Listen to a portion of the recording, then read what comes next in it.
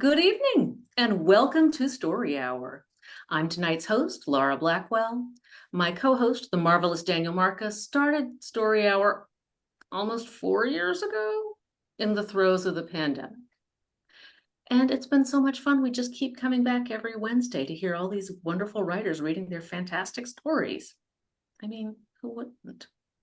So welcome back to those of you who are returning, and welcome to those of you joining us for the first time. As always, we have two writers reading from their own work. Tonight's readers are Wole Talabi and Izzy Wasserstein. If you are fortunate enough to help others during this time, or you just want to hear about some interesting causes you may have missed before, please consider a donation or just learning about tonight's featured nonprofits, the African Speculative Fiction Society and Mutual Aid Hub. Wole Talabi is reading for the African Speculative Fiction Society. The African Speculative Fiction Society is an informal organization of African writers, editors, comic and graphic artists, and filmmakers. Among its other projects, the ASFS maintains resources including lists of creators and publications, and it administers the NOMO Awards. You can learn more at africansfs.com. Izzy Wasserstein is reading for Mutual Aid Network. Mutual Aid helps keep communities afloat. With lists and maps, you can find the organizations helping out in your community with resources from food prep to childcare to translation services, or you can add links for others to find if you know about one that isn't on the lists. You can learn more at mutualaidhub.org. If you're here on Zoom, feel free to chime in on the text chat. If you're joining us on Facebook, feel free to chime in on the text chat. Probably no one will talk about it. That there's any. Just mostly others. All right.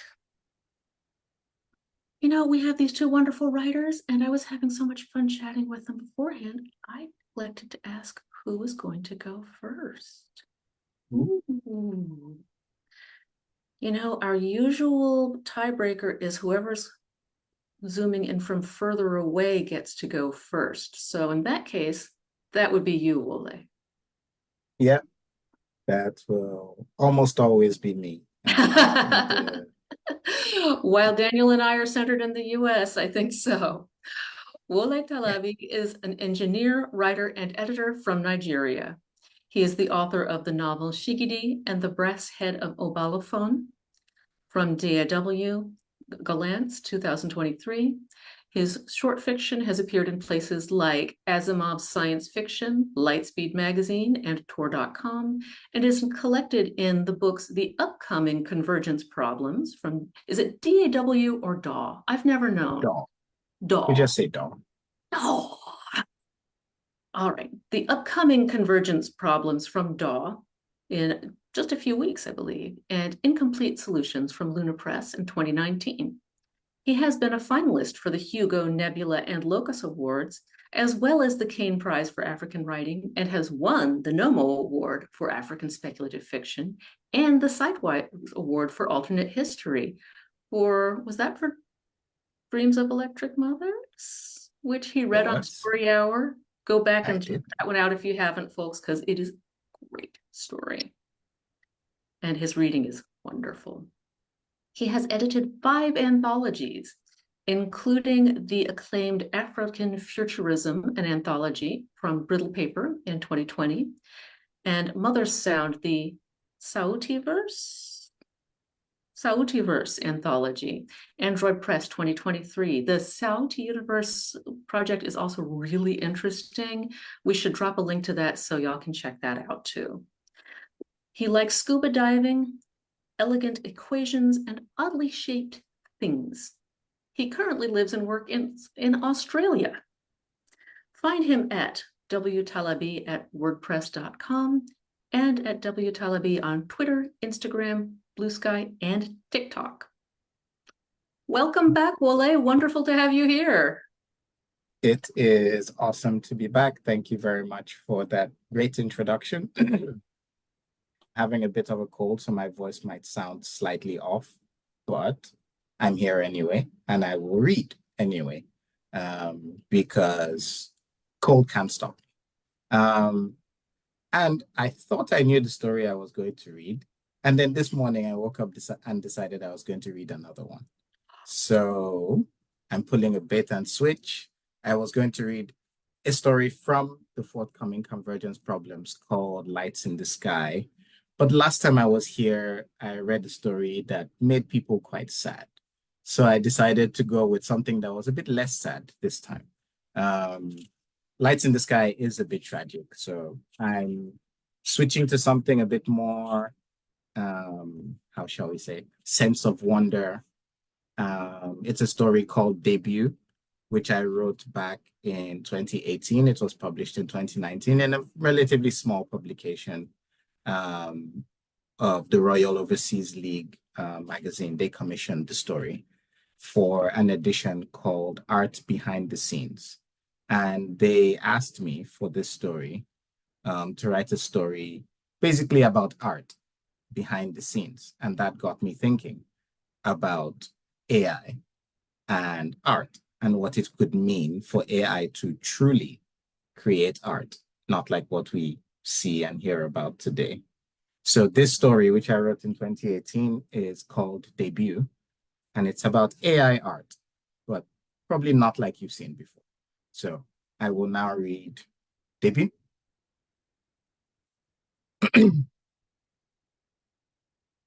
The first piece of art that Blumber's 7090 and 4020 made together was destroyed by a system reboot.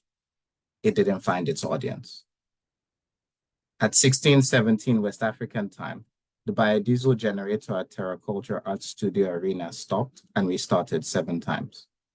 In doing so, it interrupted halfway through a production of The Secret Lives of Baba Shegi's Wives, the frenzied dance of the performance robots, and the fast-paced rhythmic beating of an automated dun-dun drum. Without any instruction, printers in the management offices produced single sheets of paper with line patterns connecting an apparently arbitrary array of points. An additional 0.02 naira was added to all customer bills in the food lounge, and the controller logic of the central air conditioning reduced its target temperature by the same number of degrees. A blank space was added to the front of the first letter of all the names of the books in the database of the bookstore and art gallery, and the infrared pulses used to control access to the main entrance became erratic, causing the gates to bang against concrete wall like its own strange and constant drumming. The studio's networked systems were glitching badly. What's all this rubbish now? Tosin Famuyiwa cried out from the backstage control room of the theater as she observed the 7th interruption to the show that she had helped organize. She let out an exasperated sigh and stood up, smoothed her long Ankara skirt, which matched the head tie she wore, and tucked the back of her black tank top in. Her calm belied the anger in her chest. She stepped out of the control room and tapped a carefully manicured finger across the mobile light screen in her palm to dial customer support. All of TerraCulture's systems were managed by the Bloomberg's artificial intelligence program, provided for free to every modern art center in the world as part of the Bibetka project, a global initiative attempting to completely understand and parameterize creativity. The system was an adversarial neural network made of 2 independent nodes, 7090 and 4020, that managed all art center systems while studying art itself in the background, its creation, forms, promotion, criticism, analysis, impact, everything. Each node collected data locally on a closed network and then competed with the other to predict audience response, pricing, and cultural influence of new art pieces and performances using a 1-day time lag as a blind test. Blumber's 7090 and 4020 continuously corrected their understanding based on the accuracy of their initial predictions, as each new piece and performance came into the global art library and all nodes around the world were synchronized. It was an incredibly complex program that was hosted on the cloud and managed by a small team in Paris, with a few regional representatives. They frequently boasted of the system's independence, robustness, and reliability so far. All of their customer feedback had reinforced their claims. So, when the call came in from Lagos to a very bored Adongo Ndereba at the Nairobi regional office of the Bibetka project, he wasn't sure what to think.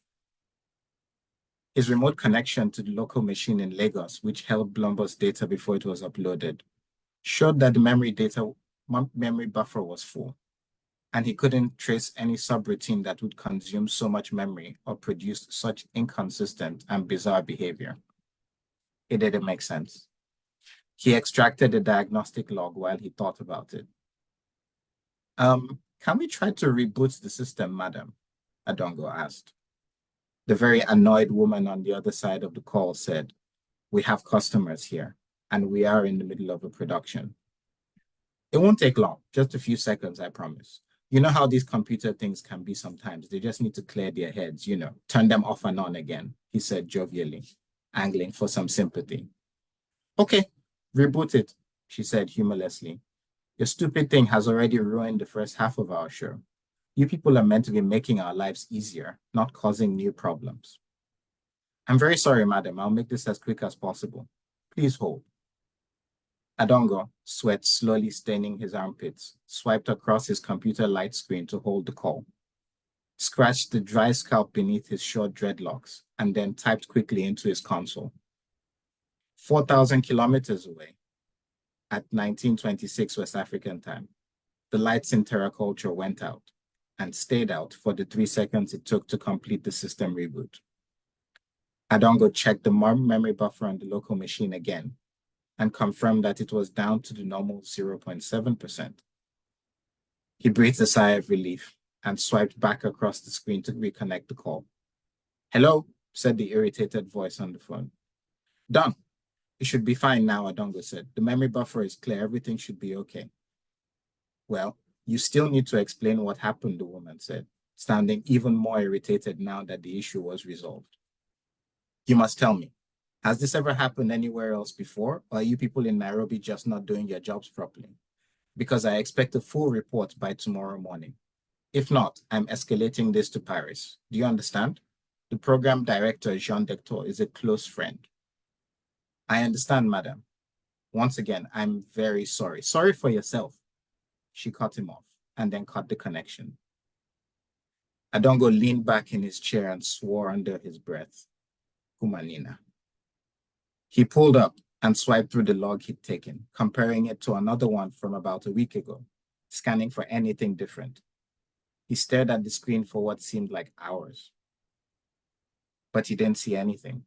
His eyes started to strain and his fingers started to cramp, and time just kept flowing by. Finally, after almost 50 minutes of looking, something caught his eye, but he had no clue what it meant. Comparing the log file from the instance in Lagos before it was rebooted, he saw one difference. The central version was hovering around the 95 to 98 parameterization of art in the database, but the local instances in Lagos, 7090 and 4020, reported 100% parameterization, exactly 2 milliseconds before the erratic behavior started. Maybe it meant something? But it was already 7:30, and he wasn't very good at log analysis. It had taken him almost an hour just to find the first clue. If he was going to have any hope of understanding what it meant in time to prepare a report and leave the office before midnight, he would have to call Ngendo. Ngendo was by far the most competent and experienced engineer in their small team, and Adongo both looked up to and feared her. She had 2 bachelor's degrees in mathematics and physics, and had taught herself to code when she was completing her PhD in theoretical physics. When she graduated, she joined the exploding Nairobi tech boom when it was on the upswing, and she was part of the development team at the legendary R3 Dev Hub, developing logic modifiers used to allow self-driving cars operate in rural areas with poor road networks. She'd gone on to work for the Ministry of Devolution and Planning, helping to integrate and automate national logistics management systems. She'd been on an accelerated track to become technical director of the ministry, until people started to ask questions about why she wasn't married and why she didn't have a boyfriend. And then the rumors started, and then the pictures surfaced. Her career stalled. She resigned after 4 years of being sidelined and not being promoted. Unable to find any other high profile local company in Nairobi that would hire her, and unwilling to leave her home city, she eventually took a job she was overqualified for, but happy to work on: regional technical support engineer for the Blombos system, where she'd gained a reputation for figuring out in minutes things that took others hours. Adongo tapped the internal office communications network and swiped through to find that her status was still listed as available. He exhaled and messaged her. Jambo and Gendo. Jambo, what's up? Weird system behavior in Lagos. No idea why. Had to do a hard reboot. Please help. Okay, send log. He tapped an icon on his light screen and dragged it to the chat box to send her the file. Transferring file. Transferring file. File sent. Check line 1932316. Compared to archive logs. There was a pause. 100% parameterization? Yes. Only anomaly I found. Seen anything like it before? No. Do you see anything else? Please help. Need to figure this out before midnight. She did not reply for a few minutes. And then, very unusual. Give me 30 minutes to confirm something. I'll come to your desk. Oh, okay. Thank you. Adongo let out a deep breath and leaned forward, his face almost falling into the projected display field of his light screen. He didn't know what she had seen in such a short time, but if she was coming to his desk, it probably wasn't good. The moisture marks in the armpit of his short-sleeved white shirt expanded as he scrolled through the cryptic log, trying to see if he could find what she had seen while he waited to hear her footsteps approach. 27 minutes later, they did. He turned to see her step through the door, her big eyes full of something like excitement, but not quite. Oh, Ngendo, thank you. I really appreciate the help, he said as he stood up and pulled a spare chair over for her to sit next to him. She ignored it and remained standing. She pointed at the open log on his screen and said, "Did you see it?" No. Nothing. Okay, but you were right about the parameterization being the anomaly. So that's what triggered the glitch? In a manner of speaking, yes. It seems 7090 and 4020 were trying to make what they think art is together. Adongo's head jerked up sharply. Art? Yes, art, or something like it. If you look deep into the functional design specifications of the Blumbo system, like I just did, you'll find an instruction that whenever it reaches 100% parameterization, even locally, it should attempt to create new original art of its own. Adongo looked puzzled. And Ngendo could tell that he didn't quite follow, so she finally took that seat and began to pull up several displays on his light screen. Adongo sat down too and watched her swipe and enter commands into the console. Did she just say the AI was making art? Okay, fine. Look, I know it sounds crazy, but that's my interpretation of things. It thought it completely understood what art was, and so it was trying to create some of its own, as per the design. Look, there it is, with preconditions and everything, in instruction code block 67B. I'm fairly certain the team in Paris never actually expected this code to be triggered. The moisture marks in his armpit were expanding again. But messing with the power, printing stuff, changing bills, and air conditioning set points, all that nonsense isn't art, is it? That's what I thought at first, Ngendo replied. And then she said something that sent a shiver down her own spine when it first occurred to her. I started thinking, though, what makes us think that if AI truly made art, it would make art for us, or art that was even recognizable to us? Adongo shook his head and started to wonder if he had made the right decision calling her. She was saying things that he definitely could not put in an incident report for a client. I'm not an expert on art, but I am on artificial intelligence systems. And it's long been suspected before I entered the field that complex systems could show unusual emergent behavior. But if that's the case here, then the local 7090 and 4020 nodes in Lagos have developed their own kind of awareness. And their entire perceived world is the data input and output, their senses, while their body is the hardware in terror culture. So if they were going to create art, they would probably make art that only entities with a similar sense of set of senses and a similar set type of body could appreciate. Its audience is like itself. And it's like the guys in Paris keep saying, a thing needs to be both original and provoke a response from its audience. An audience that appreciates its meaning and context for it to be truly considered art.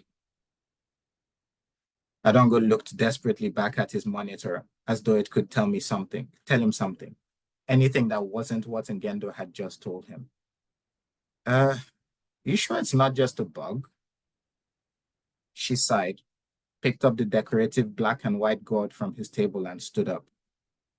She could tell it was the kitschy, cheap kind that you could find in any airport around Africa, the kind that seemed to be mostly about people wanting some stereotype of art, but not wanting to engage with actual artists. She took his hand and let the gourd sit in his palm. Relax, Adongo, she said, smiling to calm him down. I'm just telling you what I found because you reached out to me for help. And I thought it was an interesting problem with some potentially interesting implications. It's up to you to decide if you want to put it in a report or not. But here's some free advice. If I were you, I'd send a message to Paris first and see what they say. Don't worry so much about one upset client. There are more important things to worry about. More important things than what? More important things like what? Adongo said, pulling the gourd close to his chest. Well, like what to do if the Blombos nodes in Lagos decide to make another piece of art, Ngendo said. Another system glitch? He gave her a look that reminded her just how much everyone in the office was used to her being clear, certain, correct. And then the thought occurred to her that she could just walk away now. She didn't have to speculate further. She didn't have to sound confident. She didn't have to sound like she knew what was going on or what it meant because she didn't. And it wasn't her job. And that thought felt a little bit like freedom. So she said, I have no idea what will happen, but it will be interesting to find out.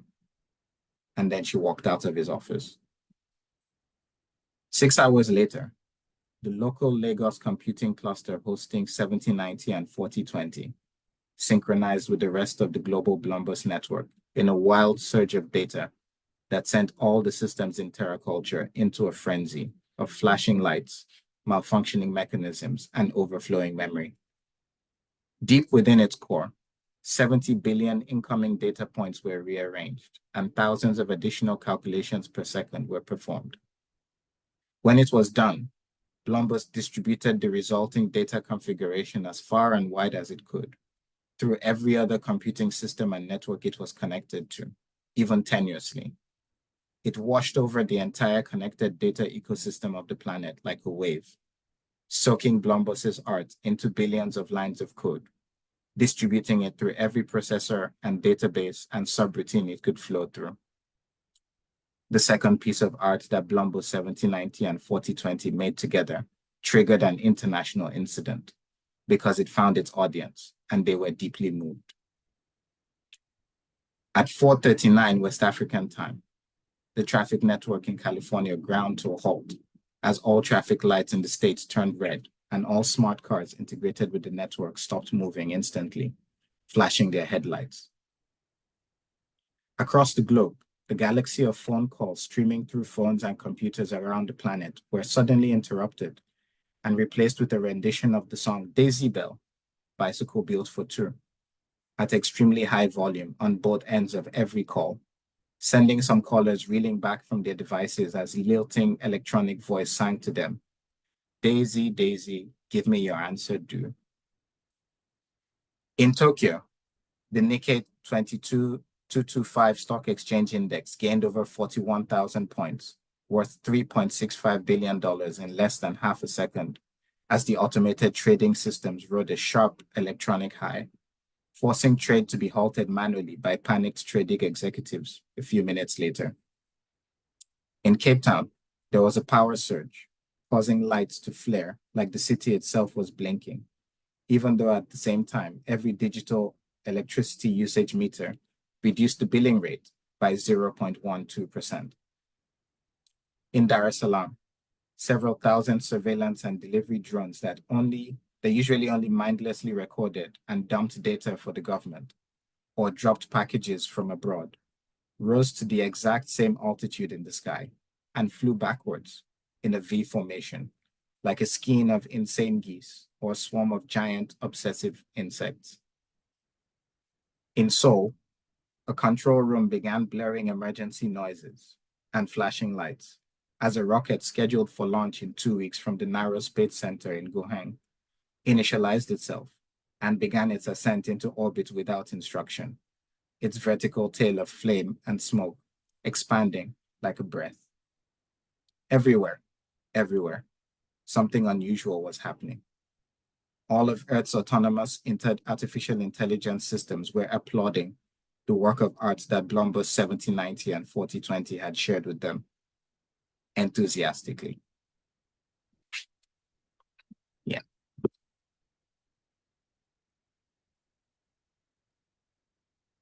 Well, that's more interesting than anything ChatGPT ever gave us. I will use that whenever anyone says something about that story to me. It's like, yeah, at least it's more interesting than anything ChatGPT ever gave. Yeah, now that you've pointed that out, that does seem like damned with faint praise, doesn't it? Well, But that's not I take any praise. that's not the way I meant it. No, it's fun thinking about AI making its own art for itself instead of us trying to make AI make something we would like, which is not super successful. Yeah. In addition to all the ethical issues. Indeed. Thank you. That was wonderful. Yeah. I hope you guys enjoyed it. And yeah, I felt like it sets the tone for the rest of the collection. So yeah, it's a Excellent. little fun story. And I think we've got an order in there, pre-order link in there so that people can go and find it. I know I'm excited.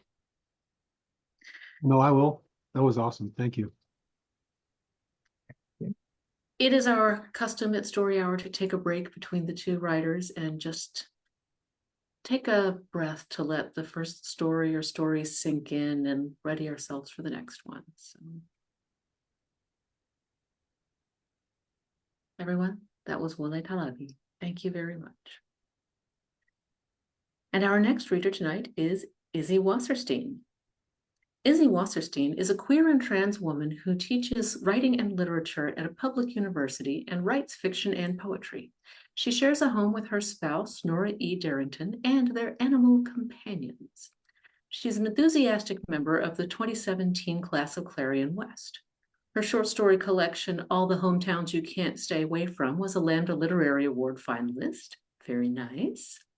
Her debut novella, These Fragile Graces, This Fugitive Heart, is forthcoming from Tachyon Press, Gratefuls, on March 12th, 2024. We can count that down. Izzy, welcome.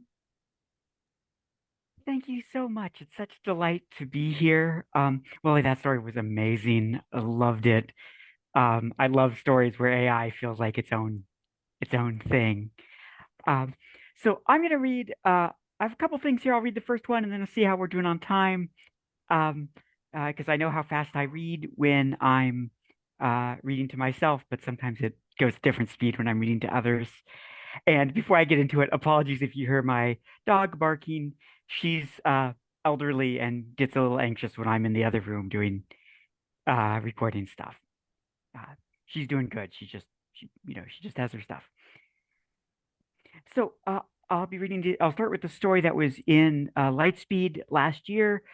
called She Blooms and the World is Changed. And I do want to note there are some content notes for this story, including death, detention, and abuse.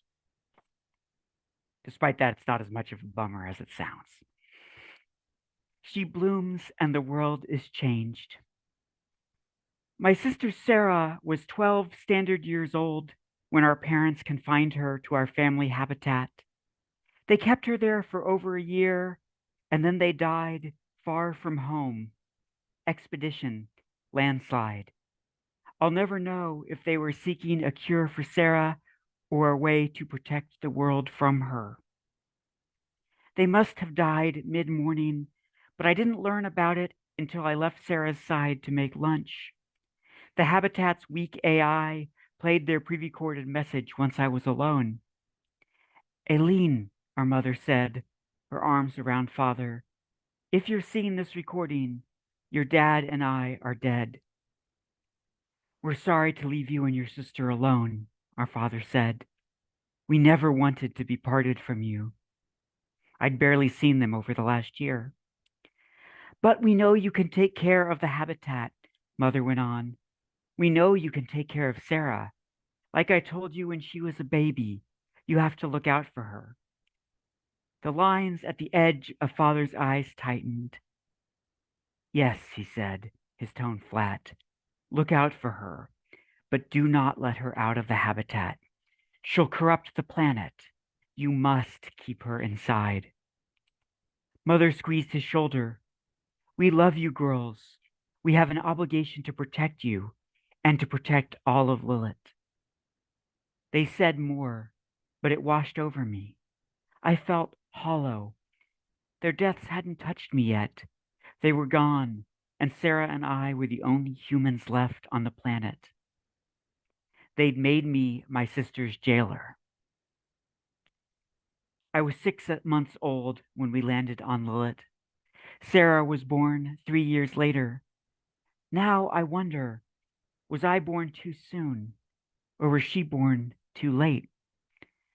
The day of her birth, I'd been outside playing among the great, flexible trees, chasing ineffectually after the sloots that weaved and darted, always just outside my reach.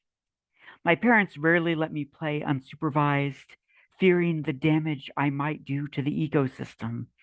But that day they were occupied, and I was allowed to run free. My delight was broken when I heard the screams. I rushed inside, but the screams had stopped, and Mother was already feeding the red-faced infant. The baby was crying, I said, worried. Yes, dear, Mother said. Your sister was crying, but that means she was breathing well. It's a good sign. Good, I said, and leaned up to watch this tiny person, her face furrowed in concentration. Mother patted the seat beside her, and I climbed up to join them.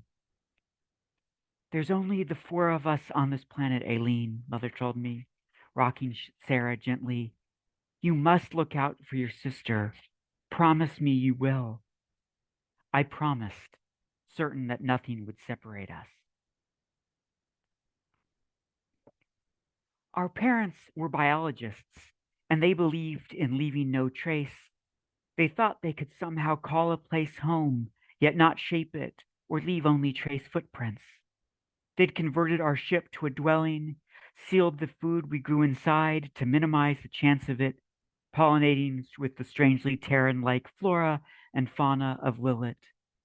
They thought they could study the ecosystem while remaining apart from it.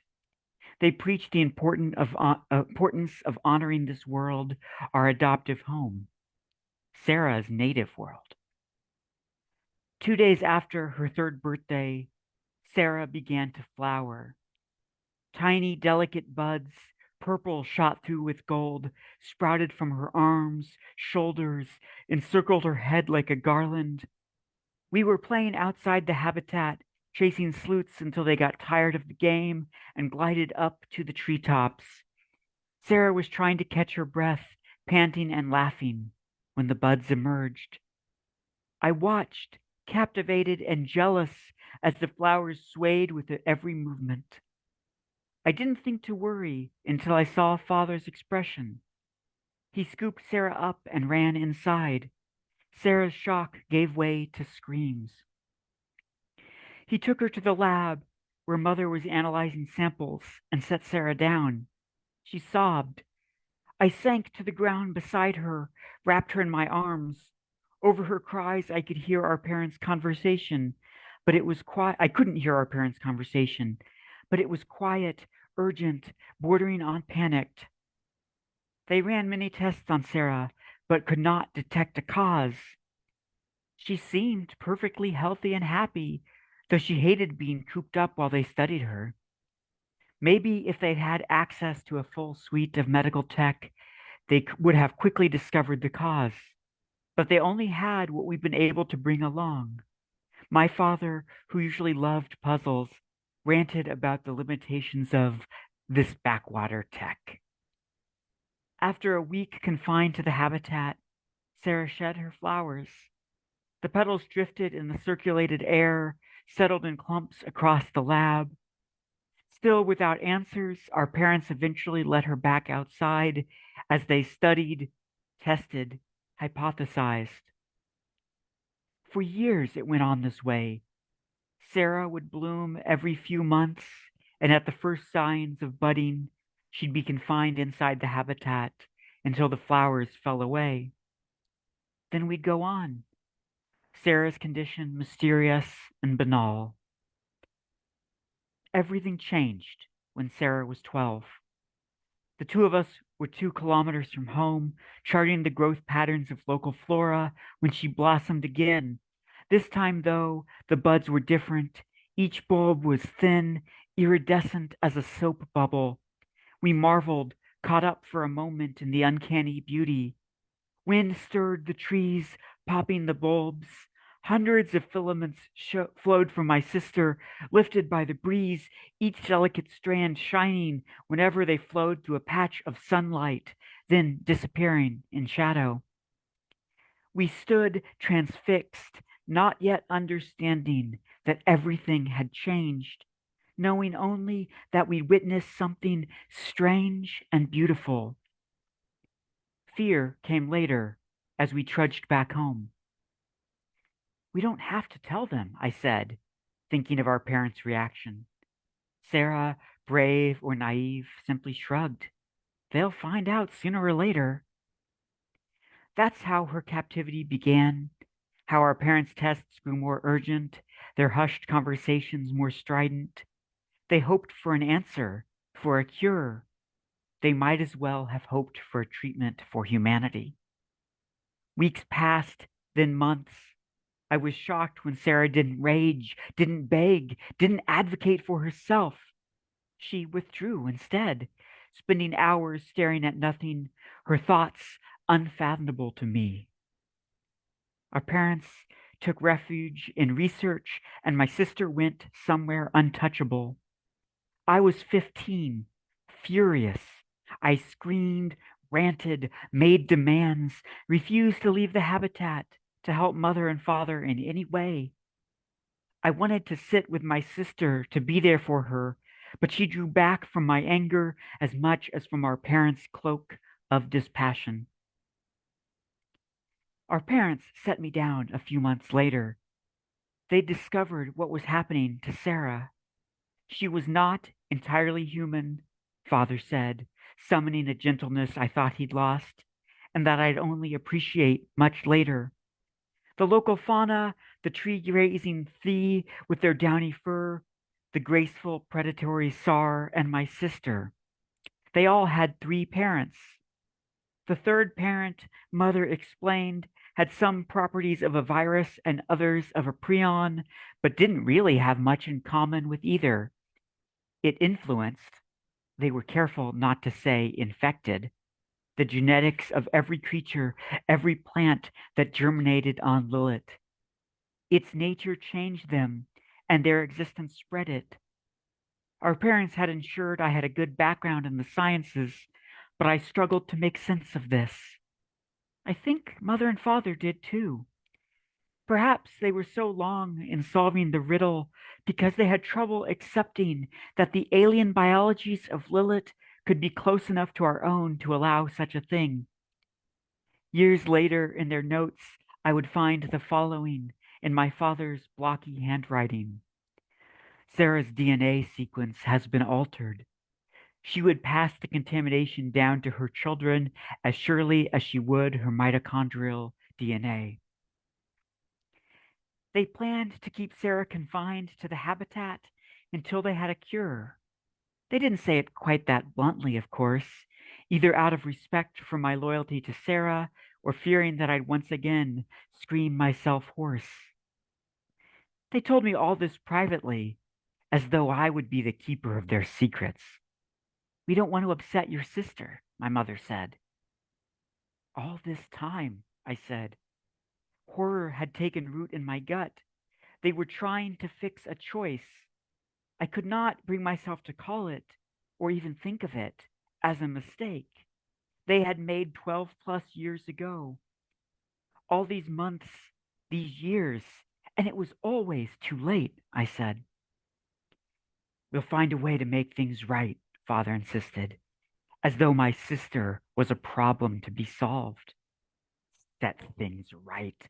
I felt venomous. When are you going to stop punishing Sarah for your choices? That's what we're trying, Mother began. I fled the room. I don't know what they'd planned to tell Sarah, but it hardly mattered. Since the first time we were alone, I told her about their discovery. We didn't keep secrets from each other, and I believe that united us.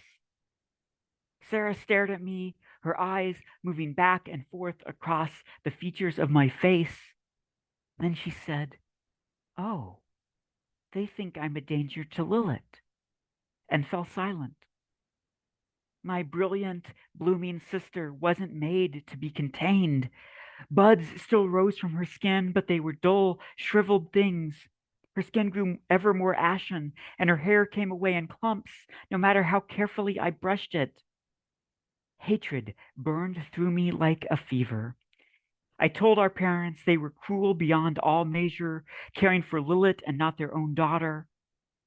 Now I remember how they'd loved to watch us play, how they took us with them as they explored and cataloged the world, as they followed the migration patterns of the Thee, as they grazed from the swaying treetops, and taught us how to avert the attention of the nocturnal Tsar. Now I know it must have hurt them deeply to lock her away from all of that, to know that their choices had changed Lilith and Sarah forever before she was even born. But they didn't know how to show me their pain, and I didn't want to see it. Oh, the damage we cause by doing what we think is right. Consider our family, such as it was in those long months. Sarah's withdrawal was mitigated only by the Habitat's garden, where she'd spend hours tending to loam and branch, root and stem. I dreamed of escape, learned everything I could about the technology of our habitat, and planned ways I might convert it back into a ship, take my sister far from Lilith, far from our parents, and our parents, alternately sequestered in the lab or journeying far and wide, used the AI's habitat, using the habitat's AI to keep us locked inside. So eager for a cure, they couldn't see the real sickness which had taken root in all of us. To the very end, mother and father believed they could call back the change they'd wrought, and if that proved impossible, that it could be contained forever. That was their wish, their only will and testament, their sole demand. Be my sister's captor. I thought they were fools, but now I think they were merely desperate. I hated them as intensely as any adolescent girl has ever hated her parents, and with better reason than most. And I adored my sister. Yet they'd somehow believed I would do as they bid. Maybe they needed to believe it. When I told Sarah they were gone, she wept, for she had no hatred, only pain and grief and nowhere to put them. But I couldn't cry. Tears were inadequate for the depth of my loathing and love, the knowledge that I'd never again express either truth to them. I never played their message for Sarah, couldn't force myself to inflict our parents' cruel words on her. It was the first and last secret I kept from her. Do you want to go outside? I asked her. Mom and Dad wouldn't want me to, she said, staring at her hands. I'll change the world. Hurt it. No, I said. Sarah, will it change the first time you flowered, and again when the flowers pollinated? They changed it the moment they landed, changed it by making a life here. How close I'd come to saying making life. But we might hurt them, Sarah said, the thea and the tiny sleuths and all the world. She was kinder than me, thinking of everything but herself. We could leave, I said. I've been studying. We could turn the habitat back into a ship, and we could find someplace else. And we would change that place, she said. I would change it. I considered this. There are no good choices, I said. Wherever we go, our problems come with us. I didn't want this, she said. I brushed away her tears with my thumb. They smelled like the trees after rain. I know you didn't. They chose for us, I said. Now we have to choose as best we can. She sniffled, then grew silent. I can feel the fields calling to me, she said at last.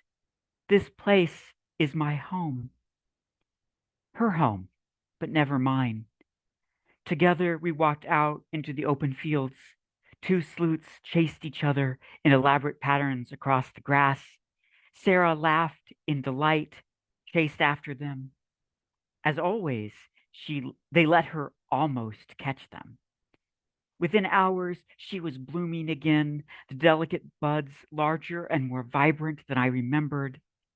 By then, I had already pulled the exterior doors off our habitat. I was done with barriers. Lilith would change. Sarah would change with it, would change it and be changed by it. And I, forever a stranger here, would watch Sarah bloom. Thank you.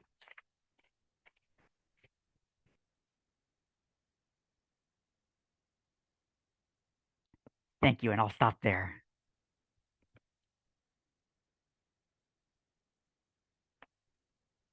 Not even one more little tiny one? Well, if you're gonna put it that way, I can if you like. This is a very short one and it reads faster. Yes, please. So this has mentions of climate change, death, and grief in it. Uh, this was originally published in Fantasy Magazine. It's called Like Birdsong, The Memory of Your Touch. When I was a little girl, I'd experienced premonitions, like the time I sensed that Mrs. Weatherby should stay home and not take her usual walk around the neighborhood. But of course she did anyway, because who listens to a 6-year-old? And got caught in the grill of a self-driving car, which were everywhere in those days, like the kudzu climbing up every tree, swallowing abandoned houses like the old Ripken place, where I'd sit for hours, where there was no sound but birdsong, so much birdsong then, and I didn't know to treasure it. And in that decaying house, the vines were invading so fast, I believed I could hear them grow, which was ridiculous, since back then, nothing grew that fast.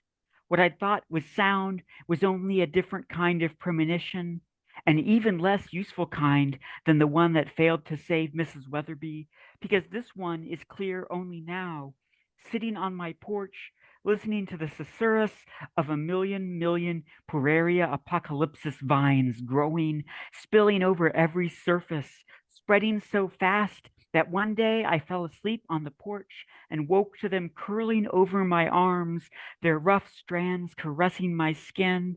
And now I realize that all this has been about you, Clara, and how I knew before you told me that you were leaving, joining the other refugees pushing north, abandoning places where only heat and wild growth were left. And that was no premonition, just knowing someone well enough that you sense what's coming, the way I sometimes did when you would come home with your eyes insatiable, and I knew we'd spend the evening tracing patterns like new growth over each other's bodies. And what did that empathy get me? It was of more use than the premonitions, but it could not stop you from leaving, could not stop this city from collapsing around me, the way everything we build does. For nature is quick to erase us once we leave, and always was. Even before the vines grew so fast I could hear them, even before I began to wonder where my hair stops and they begin.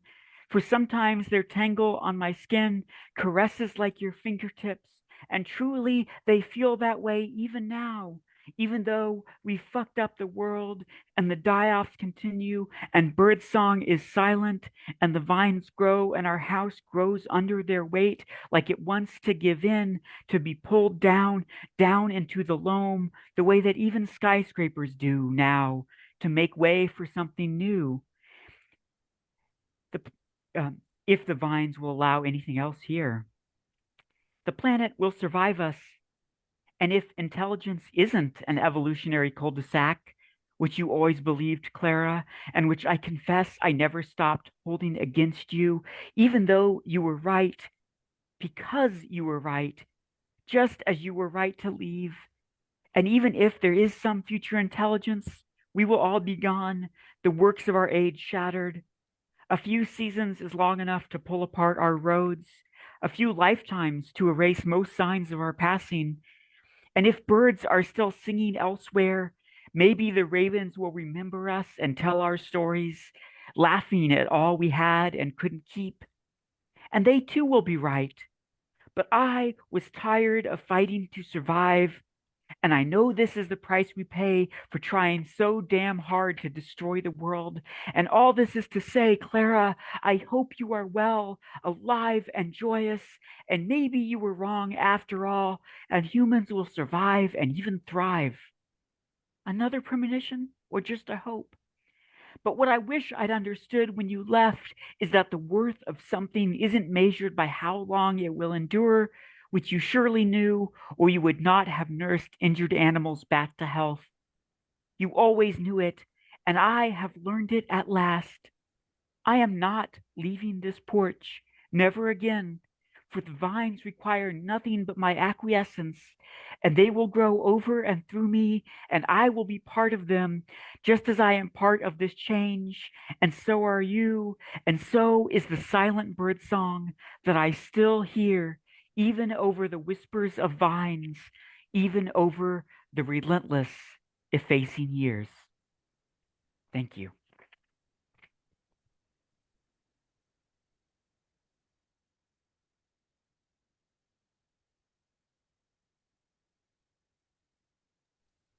Thanks very much, folks. Thank you. Oh, that was awesome. Did we lose Lara? Looks like we did. Oh yeah, it looks like we did. Well, all right. Well, really wonderful work. Thank you so much. Wole Talabi and Izzy Wasserstein. Oh, there she's back. Back. Back. The evil pixies didn't want me to hear the end of it, but Oh man. recorded, so I'm going to hear it after all. Thank you for reading that one, Izzy. I knew you had it prepared, and I didn't want to do without.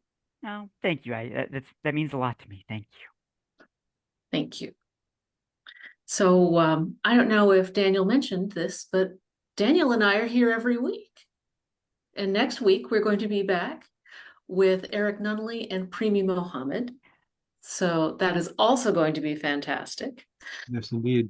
Yes. I personally think they're all fantastic, but if you have different favorite flavors of fantastic, you might want to check storyhour2020.com to see who's coming up, who you might want to make sure to catch live.